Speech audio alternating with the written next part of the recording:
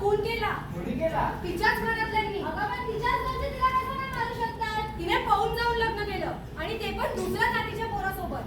काय ग खूप दिवस झाले तू कॉलेजला लवकर येतेस नाही लवकर जाते काय झालं? अरे तुला माहित नाही आजकाल काय काय होतंय? का काय झालं? अरे आपल्या एका चौकातल्या एका मुलीला ठार मारण्यात आलंय. का कोणी ठार मारलं? एका मुलाला तिचा नकार फसवता आला नाही म्हणून त्या मुलाने तिला ठार मारलं. अरे हे काय घडत्या आपल्या देशात आपल्या सर्वांना यांच्या विरुद्ध आवाज उठवलाच पाहिजे. चुप! अशा गोष्टी चार चौघांमध्ये बोलायच्या नसतात. चुप! हाताची गाडी तोंडावर बोट. आवाज केला तर मिळेल चोप. चला निघा इथून. हाताची गाडी तोंडावर बोट. आवाज केला तर मिळेल चोप.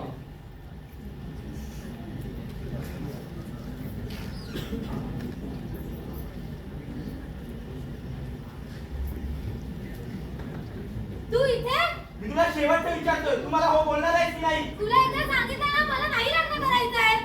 तू जर माझी नाही ना झालीस मी तुला कुणाची दोन नाही देणार. वाचवा!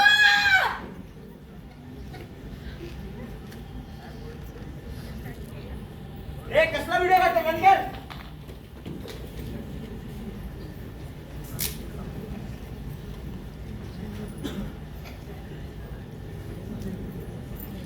बाबा मला त्याच्याशिवाय जगायचं नाहीये.